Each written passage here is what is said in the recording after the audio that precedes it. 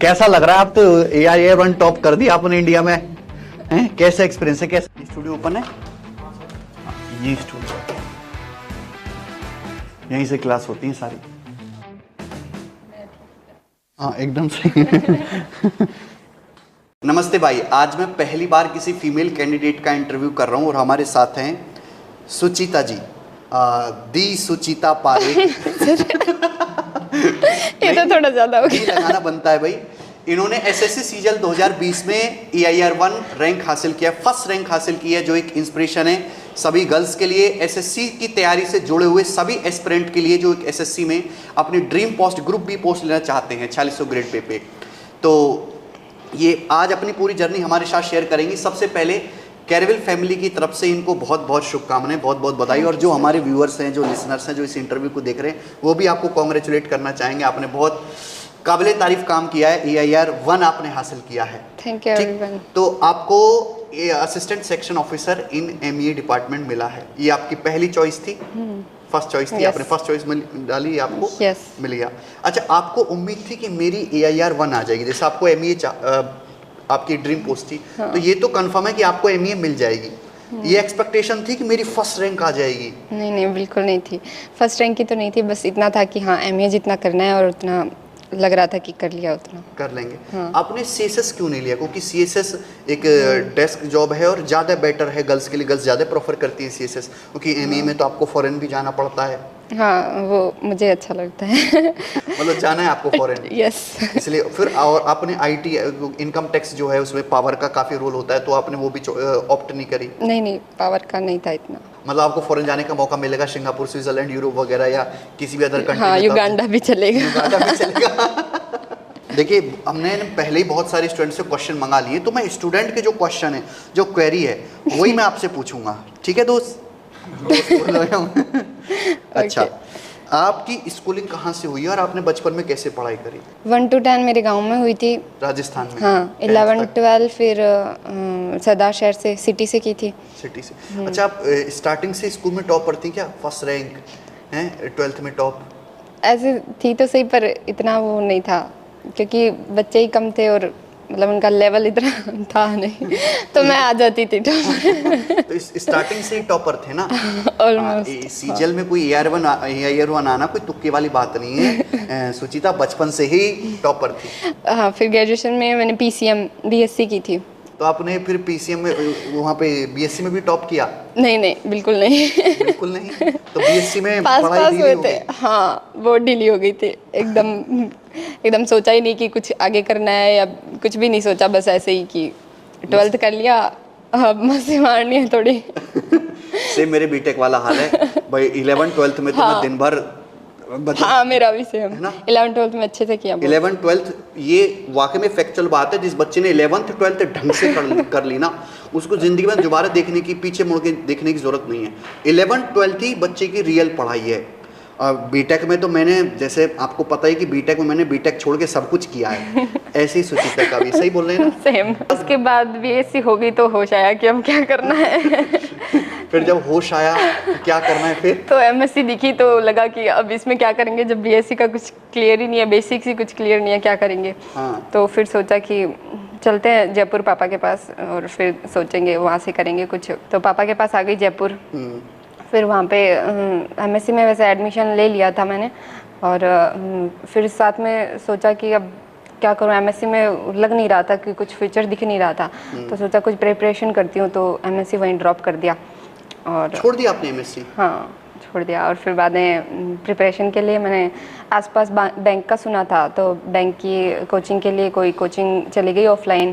फिर वहाँ पे कुछ दिन करी बैंक की, फिर पता चला कि इधर ही कुछ SSC की कोचिंग भी चलती है। तब तक आपको SSC का कोई आइडिया नहीं था? नहीं, कुछ नहीं पता था। ग्रेजुएशन में भी MSc का एडमिशन आपने लिया, SSC का नाम भी नहीं सुना था आपने? सुना था, वहाँ पे सुना, तो फिर SSC का सिलेबस चेक किया, तो लगा कि हाँ, ये शायद डुएबल है मुझसे, बैंक से कंपैरेटिवली आपको इजी लगा? हाँ, इजी लगा मुझे थोड़ा। हाँ, ऑफलाइन आपने पूरा सिलेबस पूरा किया? हाँ, SSC बेसिक्स क्लियर हो गया, पता चल गया क्या क्या सिलेबस है सब। इंग्लिश, मैथ्स, रीजनिंग, जीके सब कुछ आपने पूरा प्रॉपर पढ़ा। हाँ। तो आपको लगा कि मैं ये एग्जाम क्रैक कर सकती हूँ, डुएबल है। ठीक है। तो उसके बाद आपने 2020 का आपका फर्स्ट 19 का पहला आपका अटेम्प्ट फर्स्ट था, यस। फर्स्ट अटेम्प्ट था। हाँ। उसमें क्या रहा? उसमें tax assistant income tax department में, tax assistant in income tax department, CBDT। और उसमें आपकी जॉइनिंग हो चुकी है? हाँ, अभी बेंगलोर में। बेंगलोर में अभी कुछ ये इंटरव्यू देने से पहले जस्ट अपनी बेंगलोर में ज्वाइनिंग ही पूरी करके आ रही हैं, उसका पूरा प्रोसेस? हाँ, 3-4 डेज हुए हैं ज्वाइन किए। 3-4 डेज? हाँ, मैंने सोचा था कि नहीं मिलेगा कुछ भी, तो 2020 के एकदम सीरियस प्रिपरेशन करेंगे। ओके, उसके बाद आप 2020 की प्रिपरेशन में लग गए? बस। हाँ। और 2020 की प्रिपरेशन एसएससी की जो जर्नी है वो कैसे आपकी फिर शुरू हुई, AIR1 लाने तक का सफ़र? हाँ, वो फिर 2019 में तो बेसिक्स आपका क्लियर हो चुका था? हाँ, क्लियर हो गया था। और फिर आपका बैच लिया था 2019 में मेंस का, मैथ्स अच्छा, का। आपने 2019 का मेंस वाला बैच ज्वाइन किया था? इंग्लिश 19 का किया था। हाँ, ओके। तो वहाँ से मैथ्स मैंने बहुत अच्छे से पढ़ लिया था, बहुत इंटरेस्ट आ रहा था, ऐसा लग रहा था कि हाँ मैथ्स तो मज़ेदार है। तो आपका वो अप्रोच बताने का बहुत अच्छा लगा था, इसलिए वही करती थी, तो इसलिए मैथ्स तो मैंने उसी टाइम कर लिया था बहुत अच्छे से। लग रहा था अच्छा पेपर भी आ जाएगा तो मस्त स्कोर हो जाएगा। 19 का जो मेंस का बैच मैंने पढ़ाया था, हाँ, वो मैंने अच्छे से किया था। अर्थमेटिक एडवांस दोनों सेक्शन सब। तो उसमें फिर 18 नवंबर को पेपर था, तो सब फ्लॉप हो गया। ऐसा लग रहा था कि इतने अच्छे से क्यों पढ़ा जब 18 नवंबर का पेपर आना था। हाँ। तो फिर मैंने सोचा कि 2020 देना है, और फिर अच्छा मैथ्स का पेपर आए और तब मजे आएंगे, ऐसे लगेगा कि हाँ हमने किया है कुछ, तो तब मार्क्स आए हैं उसमें। तो 197.5 बोल के भी ऐसा लग रहा था कि कुछ नहीं है, ऐसा पेपर था। तो 2020 का स्टार्ट कर दिया प्रिपरेशन। फिर उसमें मैंने स्टार्टिंग में जीके थोड़ा कम पढ़ा था, पर धीरे धीरे लगा लास्ट मंथ में ऐसा लगा कि करना पड़ेगा। हाँ, स्कोर अगर आपको बढ़ाना है, क्योंकि बाकी तीनों में मेरा अच्छा जा रहा था स्कोर, बस जीके ही लैग कर रही थी मैं। 150 प्लस ही आ रही थी जीके में, तो 1-2 मार्क्स आ रहे थे, ऐसे ही कुछ आ रहे थे। 1-2 मार्क्स ऐसे ही आ रहे थे। मेरे भी 2 नंबर आते हैं ऐसे ही आ रहे थे। तो इसलिए लास्ट में फिर मैंने स्टार्ट कर दिया। मैंने सोचा कि अब वो ज्योग्राफी, हिस्ट्री वगैरह मतलब जो है वो सब तो बैकग्राउंड में तो कुछ था नहीं ऐसा पढ़ा हुआ। तो जैसे आप तो PCM बैकग्राउंड से थे, BSc में, तो आपको जीके तो बड़ा बोरिंग और बेकार लगता होगा? बिल्कुल इंटरेस्ट नहीं आता था, पर फिर सोचा कि अब मार्क्स बढ़ाने हैं तो फिर करना पड़ेगा। आपने रटा फिर? हाँ, थोड़ा वो ल्यूसेंट से पढ़ा मैंने उससे। और फिर स्टैटिक के लिए PDFs पढ़ी थी। करंट अफेयर्स बहुत अच्छे से करे थे, उसमें अच्छा लगता था। और फिर लकवाइज बोल दूँ शायद कि ना, वो करंट अफेयर्स थोड़ा अच्छा पोर्शन था मेरे वाली शिफ्ट में, तो इसलिए थोड़ा अच्छा स्कोर हो गया। फंस गए, क्योंकि कभी-कभी ऐसा भी हो जाता है कि खूब पढ़ के और एक क्वेश्चन नहीं फंसा। हाँ, वही मैं करंट अफेयर्स के भरोसे गई थी कि हाँ 25 प्लस ऐसे कुछ मार्क्स आ जाए बहुत है। आपका फिर आपका प्री में कितना स्कोर बना? फिर मेरा प्री में 190.69 बने थे। 190.69 आपका नॉर्मल स्कोर? हाँ, ओके। रॉ स्कोर कितना था आपका याद है? 172.50। 172 पॉइंट समथिंग। अरे वाह। इसके बाद जब आपका प्री हो गया, उसके बाद मेंस के लिए तो प्री में अच्छे मार्क्स मिल गए, तो ऐसा लगा कि हाँ कॉन्फिडेंस बूस्ट हो गया आपका? बूस्ट हो गया, तो लगा कि हाँ अब कुछ भी नहीं छोड़ना है, एकदम अच्छे से करना है जो भी आगे करना है। इंग्लिश मैथ्स ही करनी थी, मैथ्स वैसे कर ही रखी थी, बस ऐसा है कि हाँ कंटिन्यूटी बनाए रखनी है, छोड़ना नहीं है। तो फिर इसलिए डाउट सॉल्विंग ग्रुप्स वगैरह ज्वाइन कर लिए थे टेलीग्राम पे। फिर डाउट सॉल्व कर लेती थी, डाउट सॉल्व करती रहती थी पूरे दिन ऑलमोस्ट। पूरे दिन डाउट से? Mock test? हाँ, मॉक टेस्ट लगाती थी। हाँ डेली? हाँ, क्योंकि अब और कुछ था नहीं, कुछ रिवाइज कर लेती थी, आपके बैच से जो नोट्स बनाए थे वो रिवाइज कर लेती थी, और डाउट सॉल्व कर लेती थी, मॉक्स लगा देती थी, तो मैथ्स इससे हो जाता था। और फिर इंग्लिश में प्रॉब्लम आनी स्टार्ट हो गई। ऐसे लगा कि अब थोड़ा अच्छा स्कोर करना पड़ेगा, तो करना पड़ेगा। इसके लिए मुझे कॉम्प्रिहेंशन में थोड़ी आ रही थी दिक्कत, तो इसके लिए रीडिंग स्टार्ट करी, न्यूज़पेपर रीड करती थी, इंडियन एक्सप्रेस। ये आपने प्री के बाद किया? हाँ, प्री के बाद ही किया, क्योंकि प्री वाली इंग्लिश हो रही थी, बट फिर मेंस में काफ़ी बड़ा पोर्शन है 200 मार्क्स का, क्वेश्चन ज़्यादा है तो दायरा भी बढ़ता है। या तो फिर मैंने सोचा कि अब इसके लिए थोड़ा करना पड़ेगा, तो न्यूज़पेपर रीड किया खूब सारा, रोज़ रीड करती थी इंडियन एक्सप्रेस। हिंदू से डर लगता था। तो कितने टाइम आप रीड करती थी? 1 आवर अराउंड। Daily 1 our? हाँ। बड़ा टफ है, मैंने आज तक जिंदगी में 1 आवर कुल मिला के मेरे से न्यूज़पेपर टफ था, पर मुझे पता था कि टेम्परेरी पीरियड के लिए तो करना है, कर लेते हैं, फिर हो जाएगा एग्जाम, उसके बाद क्या नीड है। अब बंद कर दिया। अब बंद कर दिया, कोई न्यूज़पेपर नहीं? तो न्यूज़पेपर से अगर कुछ इंटरेस्टिंग मीनिंग्स वगैरह दिख जाते तो उनको नोट कर लेती थी। उनको नोट हाँ, कर लेते थे। तो उनको रिवाइज कम ही किया है थोड़ा, क्योंकि प्रीवियस ईयर क्वेश्चंस का थोड़ा ज़्यादा रोल होता है, तो ब्लैक बुक वाला सही लगा मुझे। तो आपने प्रीवियस ईयर क्वेश्चन भी केवल बुक से ही याद हाँ, बुक से किए। किए? एक बात मैं जानना चाहूँगा पर्सनली अपने लेवल पे, मैंने कैसा पढ़ा है, मुझे जब जानने की बड़ी इच्छा है। अर्थमेटिक ज़्यादा आपको अच्छे से समझ में आया कि एडवांस वाला पोर्शन मैंने ज़्यादा बढ़िया से पढ़ाया? मैंने सोचा नहीं था कि मुझे मैथ्स में इतना इंटरेस्ट आएगा क्या। जब से आपका बैच लिया तब लगा कि वाह, maths is very interesting subject.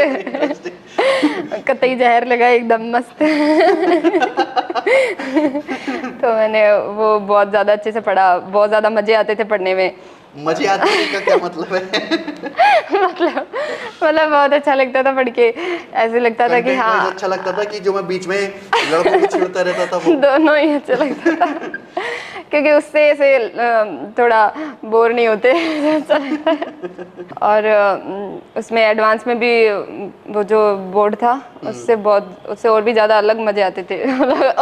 Offline सा बोर्ड, हाँ, डिजिटल बोर्ड से बहुत अच्छा लगता था। हाँ, जो ज्योमेट्री मेंसुरेशन का जो डायग्राम वगैरह बनाने में हाँ बेनिफिट हुआ, बहुत अच्छा लगता था। उससे पढ़ के समझ में भी बहुत अच्छा आता था और अच्छा लगता था। तो आपने कंसेप्ट के नोट्स बनाए थे जो मैं फॉर्मूला शॉर्ट ट्रिक्स बनाता था? सारे बना लिए थे नोट्स। और क्वेश्चंस के भी आप नोट्स बनाते थे? नहीं, क्वेश्चंस के नहीं बनाए, Questions क्योंकि वो पीडीएफ्स कर लेते थी फिर। पीडीएफ से ही हाँ, कर लेते थे? तो आप ये पीडीएफ्स। अच्छा, तो आपने ये पीडीएफ तो सारी सॉल्व की जो मैंने उसमें दी थी। इसके अलावा जो मोटी मोटी किताब आती हैं 8 की प्रीवियस ईयर क्वेश्चंस की बुक, वो ये आपने सॉल्व की थी? नहीं, मैंने नहीं की। आपने कोई नहीं की? इंग्लिश की भी जो आती है? इंग्लिश की मैंने ली थी, लास्ट में ली थी एक पीवाईक्यू की, थोड़ी बहुत हुई थी। फिर मुझे लगा कि ये ऑलमोस्ट कर चुकी हूँ मैं, तो बस ऐसे ही कंटिन्यूटी बनाने के लिए एक ले ली थी। अच्छा, और जीएस की भी 10 क्वेश्चंस की बुक आती है प्रीवियस ईयर की, वो आपने सॉल्व करी थी? ली थी पर सॉल्व नहीं करी। तो मुझे नहीं हो पा रहा था। हैं। हाँ, नहीं हो पा रहा था मुझसे भी। फिर मैंने सोचा कि ये पीडीएफ्स वगैरह से ही देख लेंगे, जो होगा हो जाएगा, करंट अफेयर्स कर लेंगे। और वो फिर इसी के भरोसे गई थी। चलो, फिर भी आपने बहुत बेहतर किया। मतलब ऐसा नहीं कि आपको प्रीवियस ईयर के पूरे मोटे मोटे ग्रंथ लगाने की जरूरत है, वो तो जो बच्चा अपने आप को कमजोर महसूस करता है, जो बिल्कुल ही वो है। ल्यूसेंट जरूर पढ़ी थी मैंने, काफी बार पढ़ ली थी। करंट आप डेली पढ़ते थे कि जैसे एक वीक का एक साथ पढ़ लिया ऐसे? डेली भी और फिर वीक पे भी, डेली भी और वीक पे भी, और मंथली भी। मंथली भी? हाँ। तीनों ही करना पड़ता है, तब जाके रिटेन रहता है वैसे। तब जाके रिटेन रहता है। हाँ। और स्टैटिक जीके के लिए आप लोग? स्टैटिक जीके के लिए पीडीएफ्स, हाँ, टेलीग्राम पे पीडीएफ्स मिल गई थी। हाँ, वो जो नोट्स की पीडीएफ जो घूमती है वो पूरा लिख के याद करते थे? आप कैसे याद करते थे? नहीं, इतना तो टाइम नहीं था। हाँ, बस ऐसे लिख, यूं ही रीड करते थे। लंबे टाइम तक कैसे याद रहता? मैं तो आज याद मैंने भी नहीं सोचा था कि लंबे टाइम तक रहेगा, पर I thought that it is my formality to read this.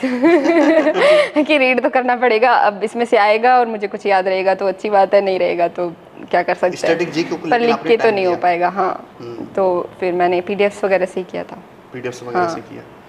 चलिए, बहुत बढ़िया। तो आपकी एसएससी की पूरी जर्नी रही, प्रिपरेशन आपने कैसे कैसे की? हाँ, हर एक सब्जेक्ट के आपने कितने मॉक टेस्ट दिए? जैसे आपने प्री के कितने मॉक लगा दिए और मेंस के?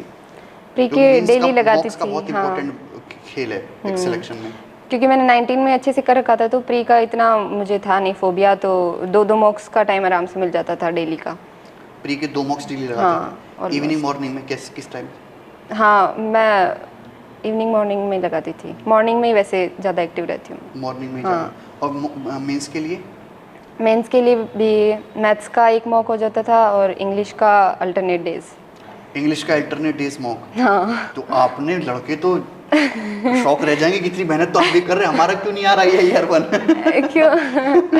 अल्टरनेट डेज ही होता था इंग्लिश का। तो फिर लास्ट में 1 मंथ में हो सकता है डेली हुआ हो इंग्लिश का। लास्ट 1 मंथ में डेली? हाँ, मैथ्स का भी और इंग्लिश का भी। उसके बाद मॉक्स को आप एनालाइज भी करते थे? हाँ, करती थी एनालाइज। जो क्वेश्चन आपके जो हो गए उनको तो छोड़ दिया, जो नहीं हुए आप उनको देखते थे? इंग्लिश में भी और मैथ्स में भी। फिर उनको आप नोट डाउन भी करते थे कि केवल देख के समझ लेते थे? इंग्लिश में तो देख के ही समझ लेती थी। मैथ्स में था कि जब इतने अच्छे सर से पढ़ा है तो उनका नाम रोशन करना है अच्छे से। तो एकदम अगर कोई क्वेश्चन ऐसा हो गया तो मुझे बिल्कुल हर्ट कर जाता था कि इसका तो मुझे चाहिए, कैसे नहीं हुआ, कैसे नहीं हुआ, इसका कैसे ऐसे मैंने कर दिया। तो मैं उस पर बहुत, मैथ्स पे थोड़ा ज़्यादा फोकस था।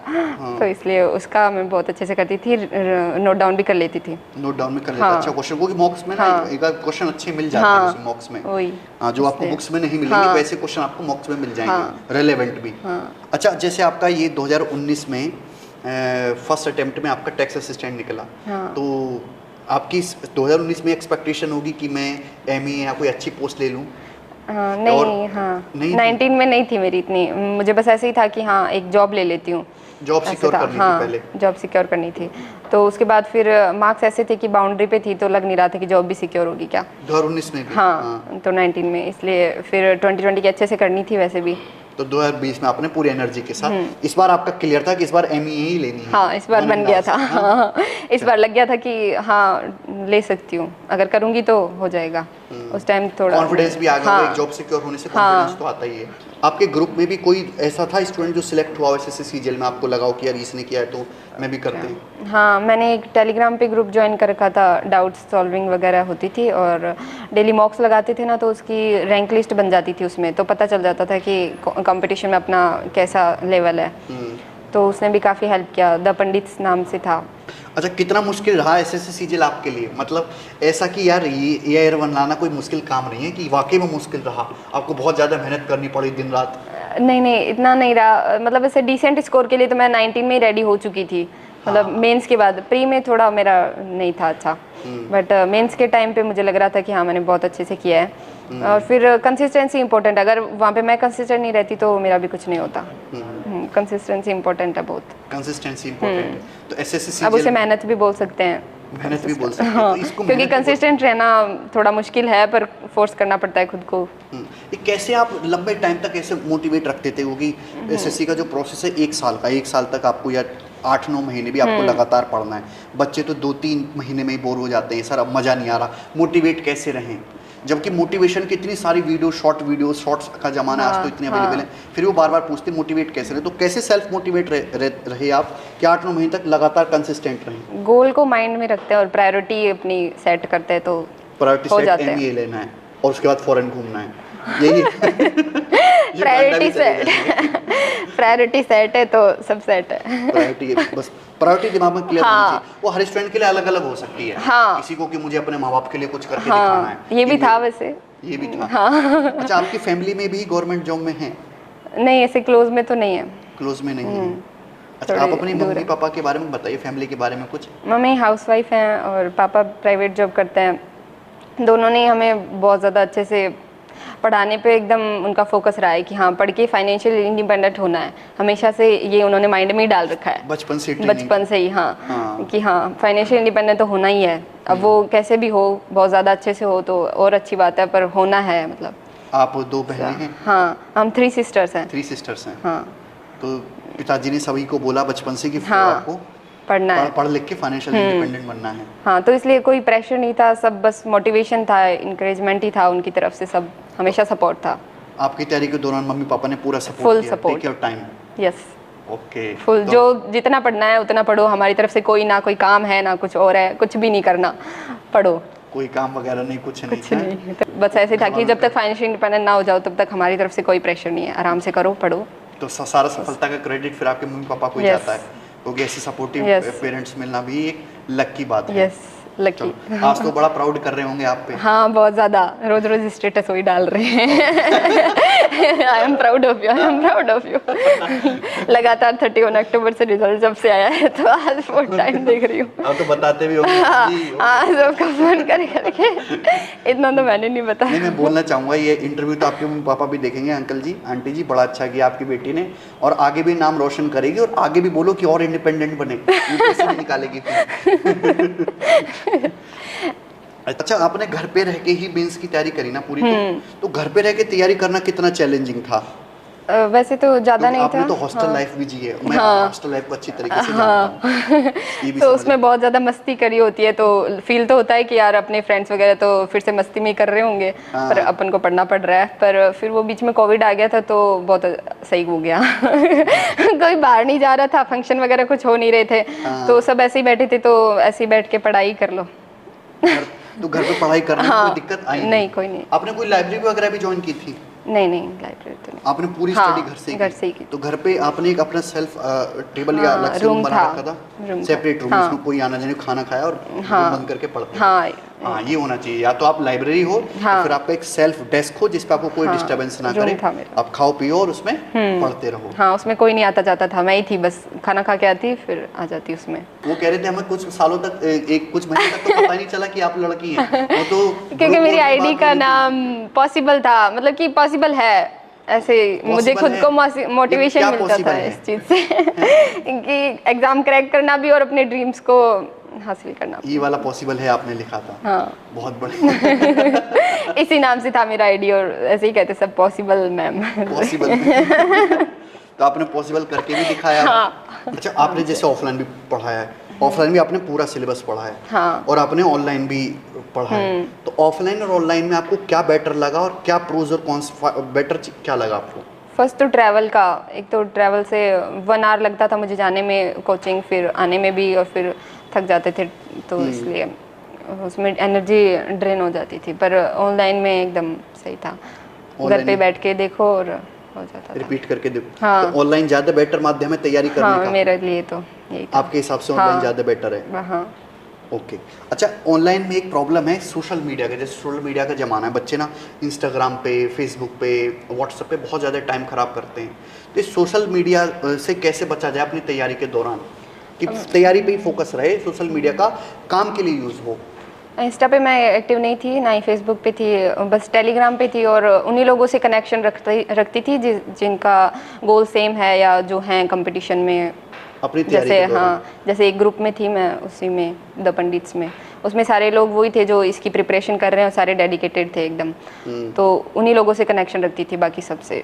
तो आपको लगता है कि तैयारी के दौरान सोशल मीडिया का यूज़ करना अवॉइड करना चाहिए ज़्यादा? हाँ, आई थिंक अवॉइड ही करना चाहिए। अवॉइड करना चाहिए। जैसे आपने भी कुछ नहीं चलाया? हाँ, नहीं चलाया। कितने साल तक ये? 2 साल तक?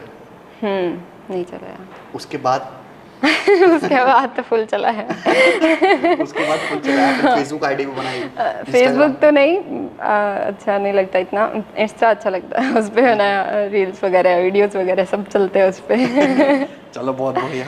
तो आपका पैशन क्या है? इसे जैसे अब तो AIR 1 हो गया, आपकी ड्रीम पोस्ट भी आपको मिल गई, तो इसके अलावा, पढ़ाई के अलावा आपका पैशन किस चीज़ में है?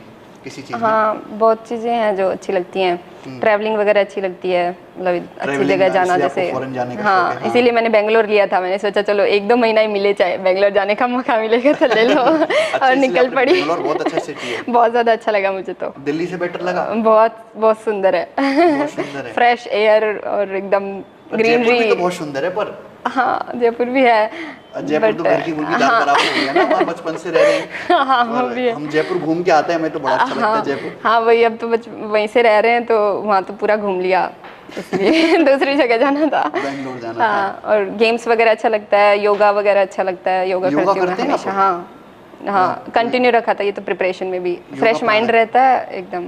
ये आपने प्रिपरेशन में योगा करना शुरू किया कि पहले से? नहीं, पहले से ही था, बस मैंने 12th से स्टार्ट किया था। 12th से? हाँ, उसका आपको बेनिफिट? हाँ, बहुत बेनिफिट रहा था। योगा आप खुद से, कि आप वीडियोस वगैरह देख के शुरू करते? स्टार्टिंग में तो हाँ, वीडियोस वगैरह देख के ही, पर बाद में तो हो जाता था। सूर्य नमस्कार वगैरह वो याद हो गए थे तो डेली हाँ, हमेशा। ये मुझे भी सीखना चाहिए।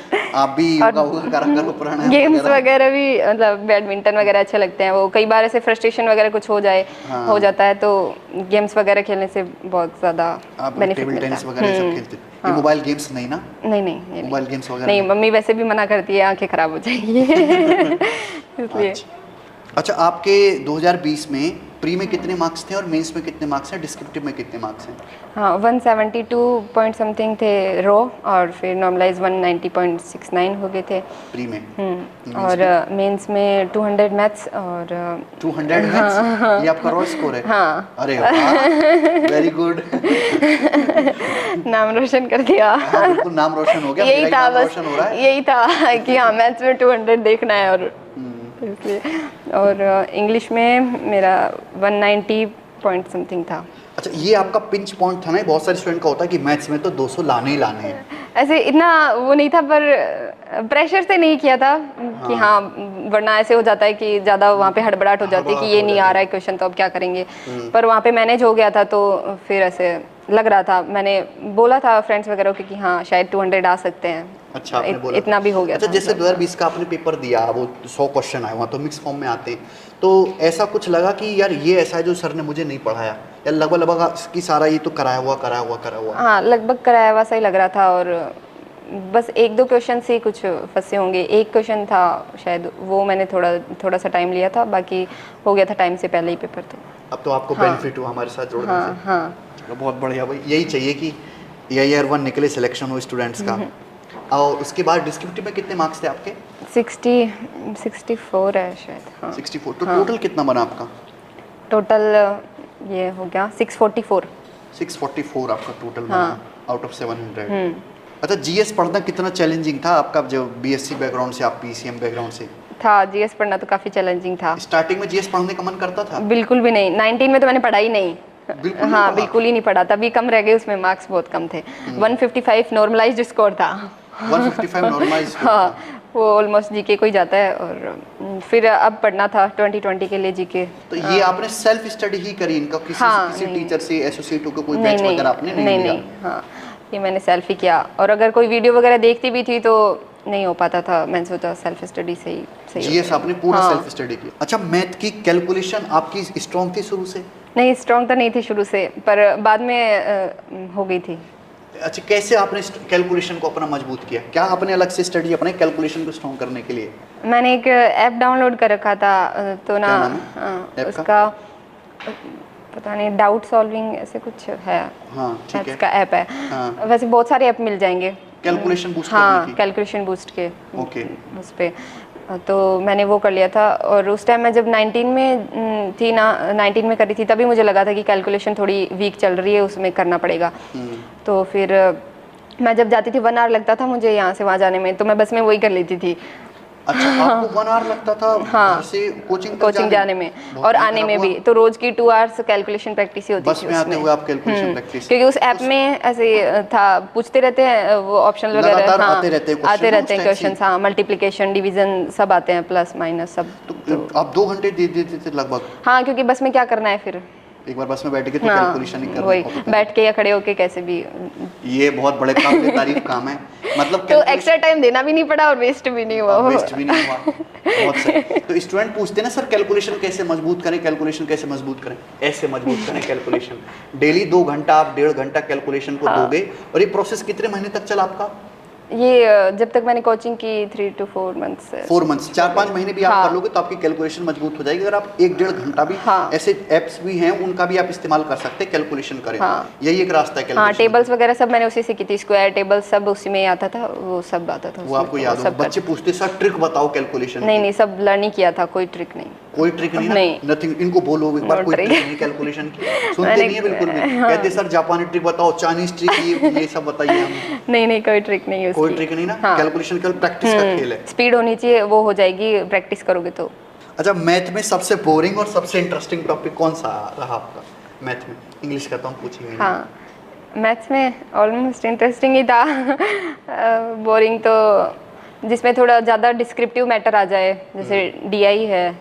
इंटरेस्टिंग एडवांस अच्छा लगता था, और जब कैलकुलेशन हो गई थी अच्छी, तो फिर उसके बाद अरिथमेटिक भी लगने लग गया। अर्थमेटिक भी अच्छा लगा। तो जो मैं क्वेश्चन करवाता था, तो उसमें आपको कैलकुलेशन में अप्रोच में कुछ सुधार है, जिसमें यूनिट जी, डिजिटल सब अप्रोक्सीमेशन Yes, सिखाने की yes। कोशिश करता था। तो ये मैं सिखाता तो हूँ, तो आप मुझे बताना है, स्टूडेंट, क्या आप वाकई में उन चीज़ों को सवालों में लगा पाते हो एग्जाम हॉल में? हाँ, अगर ऑप्शंस ज़्यादा क्लोज नहीं है तो लग जाते थे वो। लग जाते थे। मगर अगर ऑप्शंस क्लोज है तो फिर कैलकुलेशन ही काम आएगी। कैलकुलेशन हाँ, काम आती है। हाँ। ओके। अच्छा, आप अपना एग्जाम एक्सपीरियंस पूरा बता सकती हैं कि SSC सीजीएल का आपका जर्नी ऐसी रही, आपने ऐसे शुरू करी और आप फाइनली AIR 1 तक पहुंची, तो ये कैसा एक्सपीरियंस रहा आपका पूरा टोटल शुरू से लेकर आखिर तक? अच्छा रहा एक्सपीरियंस, मुझे अच्छा लगा। और कंसिस्टेंसी रखी तो सही रहा। वो ग्रुप भी ज्वाइन कर लिया था, और मतलब ऐसे लोगों से कनेक्ट थी जो बस डाउट्स पूछे या सॉल्व करे, यही करे बस। हाँ हाँ, ज़्यादा टाइम कुछ ख़राब ना करे, और SSC के रिगार्डिंग लोगों से बात होती थी। अच्छा, SSC के अलावा, सीजीएल के अलावा बाकी अदर एग्जाम जैसे CHSL, CPO, ये आपने भरे थे? इन पे आपका ध्यान था? MTS सिलेक्शन पोस्ट वगैरह पे? नहीं नहीं, किसी पे नहीं था। बस मैं CHSL का दिया था एक बार, पर उसमें नहीं हुआ मेरा। CHSL का दिया था? नहीं हुआ। आपका नहीं हुआ? डिस्क्रिप्टिव में कम रह गए थे और उसमें नहीं हो पाया मुझे। फिर मैंने इसी को फोकस कौन से किया। CHSL की बात कर रहे हैं? 19। 19 हाँ CHSL? काफी रोई थी मैं कि CHSL नहीं हुआ तो सीजीएल कैसे होगा। सीजीएल 2020 तो फिर से फ्यूल मिल गया सीजीएल 2020 को कि ये तो करना है, 3-4 फ्यूल इसमें ऐड हो गए। हाँ, यहाँ ये से तो करना सीखने है। वाली बात है कि अगर आप किसी एक एग्जाम में फेल हो जाएं, हाँ। तो ऐसा नहीं कि खत्म, हो सकता है आप दूसरे एग्जाम में टॉप कर जाएं। हुआ है। अब हो सकता है कि अगर आपकी गवर्नमेंट जॉब ना लगे तो आप समझे कि मैं तो बेकार हूँ, मैं किसी काम का नहीं। हो सकता है कि आप किसी दूसरे काम में इसमें कुछ ऐसा कर जाएं कि आप टॉप कर जाएं, है भाई? जैसे मुझे ही देख लो। हाँ। हमने खुद कभी एसएससी सीजीएल को ध्यान में दिया, लेकिन हम टीचिंग के फील्ड में अच्छा कर गए। देखो AIR1 हमसे पढ़ के निकली हैं। अच्छा, आपने कौन कौन सी मॉक सीरीज लगाई थी? आपने एक ही मॉक सीरीज खरीदी थी या डिफरेंट मॉक सीरीज आपने खरीद के लगाई थी? डिफरेंट सारी लगा ली थी। प्रीवियस ईयर क्वेश्चंस की थी काफी सारी। क्वेश्चन के मॉक सीरीज भी आप हाँ लगाते मॉक्स थे? लगाए थे। सीजीएल के भी? क्या आप CHSL के भी मॉक्स लगाते थे या नहीं नहीं सीजीएल का ही। अच्छा, प्रीवियस ईयर क्वेश्चन जैसे आप सॉल्व करते थे तो केवल सीजीएल पे ध्यान देते थे कि CHSL के भी लगा लेते हैं? सीपीओ सीजीएल के वो CHSL में नहीं हुआ था, उसके बाद उस टाइम वो 2020 का प्रिपरेशन चल ही रहा था तो वो कर लिया था। मैं CHSL पे ज़्यादा ध्यान तो नहीं दिया था, क्योंकि वैसे सीजीएल पे दे रहे हैं ऑलमोस्ट सेम सा ही है, पर वो डिस्क्रिप्टिव में कम रह गई, उसकी वजह से कम रह गया था मेरा थोड़ा। मतलब प्रीवियस ईयर क्वेश्चन से क्लियर हो गया था कि हाँ बहुत सारे क्वेश्चंस आने लग गए, सब ऑलमोस्ट हो जाएगा।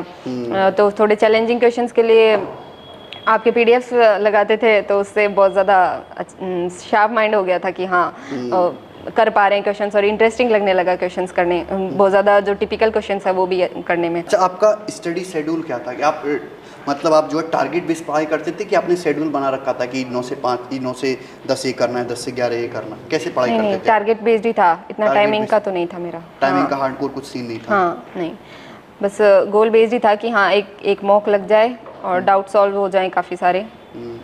तो डेली का आप टारगेट बनाते थे? हाँ से डाउट सॉल्व का तो फिर भी टारगेट होता था कि हाँ 2-3 घंटे हो जाए तो सही है। 2-3 घंटे? तो आप खुद के ही डाउट सॉल्व करवाते थे या दूसरों को जो डाउट आते रहते ग्रुप में? मेरे तो 19 में आते थे तो मैं ग्रुप में ही करवाती थी, और फिर बाद में 20 में मुझे खुद आने लगे तो मैं सबके करती थी। बड़ा अच्छा एक्सपीरियंस था। अच्छा, ये हमारे जो व्यूअर्स हैं जो एसएससी की तैयारी कर रहे हैं, आप इनको क्या सलाह देना चाहेंगे कि ये जो निकम्मे हैं या इनमें से भी कुछ ऑफिसर बनेंगे, कैसे मोटिवेट रहें और कैसे अपनी तैयारी को कंटिन्यू करें? पैटर्न थोड़ा सा चेंज हुआ है, ये कैसे अपनी तैयारी को आगे रख पाएँ? कंसिस्टेंट रहना बहुत इंपॉर्टेंट है। अगर प्रीवियस ईयर क्वेश्चंस वगैरह सब आपने बहुत बार कर लिए तो आपको लगेगा कि हाँ अब तो बहुत हो गया, अब नहीं हो पाएगा, तो थोड़ा चैलेंजिंग ले लो या तो, पर कंसिस्टेंट रहो। क्योंकि वो एक बार थोड़ा ज़्यादा बार कर लेते हैं तो उससे बोर हो जाता है कि इसको बार बार कैसे करें। तो थोड़े अलग क्वेश्चंस ले लो और कंसिस्टेंट रहो, तैयारी को बीच में ब्रेक ना करना। हाँ ब्रेक नहीं करना। ऐसे एक दो दिन हो जाए तो कोई दिक्कत नहीं है। पर और लंबे टाइम तक मोटिवेशन कैसे रहे? मोटिवेटेड कैसे रहे? वो प्रायोरिटी रखो, अपनी गोल सेट रखो कि हाँ ये तो अचीव करना ही है, और कितने एक दिन करना है, थोड़े दिन तो पढ़ाई करनी है, टेम्परेरी बेस्ड ही तो है, कौन सा पूरे जीवन करनी है, तो इतना तक तो करो। बहुत सारे स्टूडेंट कहते हैं सर हमें आता तो बहुत कुछ है, हाँ। और हम घर पे मॉक टेस्ट लगाते हैं, स्कूल भी अच्छा आता है, प्रीवियस ईयर के सवाल भी लगा पाते हैं, लेकिन जब एग्जाम में आते हैं तो हमारी बत्ती गुल हो जाती है, हम प्रेशर को हैंडल नहीं कर पाते। ये एग्जाम हॉल का प्रेशर कैसे हैंडल करें? हाँ इतना प्रेशर वैसे तो ज़रूरी नहीं है इतना प्रेशर लेने की। अगर आपने इतना ज़्यादा कर लिया है अपनी तरफ से बहुत ज़्यादा कि हाँ अब मैंने जितना मेरा करना था मैंने मेरा 100% दे दिया है, उसके बाद इतना प्रेशर तो आता भी नहीं है कि अब पता नहीं क्या होगा, कॉन्फिडेंस रहता है। लेकिन अगर आपने बीच में छोड़ दी हो प्रिपरेशन या कंसिस्टेंसी नहीं रखी हो और खुद की तरफ से 100% नहीं दिया हो तो डाउट रहता है वहाँ पे, तो प्रेशर बिल्डअप हो जाता है। मतलब आपने ज़्यादा मॉक टेस्ट लगाए हैं तो आपको एग्जाम हॉल में प्रेशर? हाँ प्रेशर नहीं आ पाता। हाँ क्योंकि उसमें टाइमिंग वगैरह सेम था मॉक्स में, तो इसलिए ऐसा ही लग रहा था कि मॉक ही लगा रहे हैं, लगा दिया। अच्छा, मैं एक टॉपर से मेरी बातचीत हुई थी तो उसने कहा सर जैसे मेरा पेपर 10 से 12 होना है मीन्स का, तो मैं उसी टाइम मॉक सॉल्व करता था 10 से 12। आप भी ऐसे करते थे? हाँ मेरा भी मॉर्निंग आफ्टरनून यही रहती हूँ मैं एक्टिव, डे में ही, तो डे टाइम में पेपर होता है तो दिन में ज़्यादा पढ़ना पसंद करते हैं, रात को नहीं? रात को नहीं। ओके। चलिए सबका अलग अलग है। कुछ स्टूडेंट होते हैं जो रात भर लाइब्रेरी में पढ़ते हैं, कुछ दिन भर पढ़ते हैं, कुछ बिल्कुल नहीं पढ़ते हैं, और हर एक का अलग अलग सीन है। तो आप किसी को देख के कॉपी नहीं कर सकते, सबका अपना अपना अलग स्टाइल होता है। आप अपनी स्ट्रेटजी खुद बनाइए, दूसरे से आप कुछ यूनिक चीज़ें जरूर सीख सकते हैं, उनकी सलाह को जरूर मान सकते हैं, लेकिन स्ट्रेटजी पढ़ने का जो टाइम टेबल है और कैसे आपको फ्यूचर में करना है वो आप खुद ही सेट करिए। ठीक, बहुत अच्छा लगा मुझे आपसे बात करके और आपके फ्यूचर के लिए बहुत बहुत शुभकामनाएं और आप आगे ऐसी तरक्की करें और जरूर आप विदेश जाएं, आप युगांडा ना जाएं, आप पेरिस जाएं, स्विट्जरलैंड जाएं। मैं अभी खुद यूरोप घूम के आया, बड़े अच्छी देखा मैंने सारे व्लॉग्स देखे हैं, सब फॉलो करती हूँ मैं। आपने व्लॉग्स वगैरह देखे? यस। ठीक है।